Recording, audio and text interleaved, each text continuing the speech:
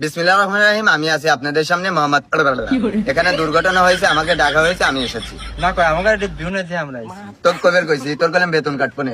আর যাই হোক, এখানে দুর্ঘটনা হয়েছে, কিছু মানুষ মারা গেছে, কিছু মানুষ আহত হয়েছে। যারা মারা গেছে তাদেরকে নেওয়া হয়েছে বেড়া হাসপাতালে, আর যারা আহত হয়েছে তাদেরকে আজিমপুর কবরস্থানে কবর দেওয়া হয়েছে। আর এখন আমাদের সামনে অ্যাডভাইস নিয়ে আসছেন মোহাম্মদ আজাদ সিং। আজাদ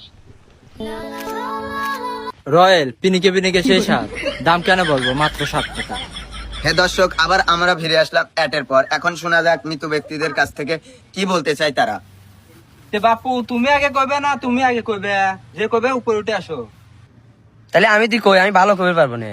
এই চুপ করো, তুমি আন্দা সুন্দা মানুষ হয়ে বেশি কথা কও। মরা মানুষ অত কথা কও না, বাঁচবেন না।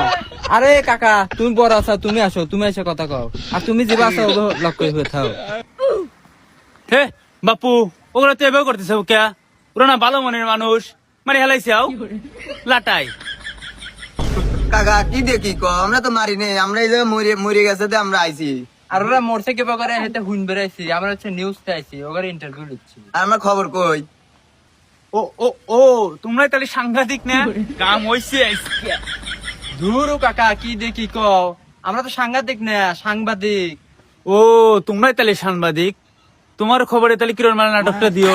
তোমার চাষি বাইছে তার সময় কবে নাটকটা দেখছিলাম খেয়াল নাই, তাহলে 3টের সময় তোমার কিরণ মালা নাটকটা দিও, দেখবো নে।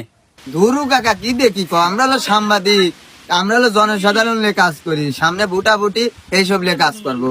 আর ওরা কাক কাক কিবা ভোট দেবে হেতে খোঁজ লিয়ে বেরাইছে। হ্যাঁ এইসব আমরা খোঁজ দিয়ে বেড়াইছি। তুমি খালি আও।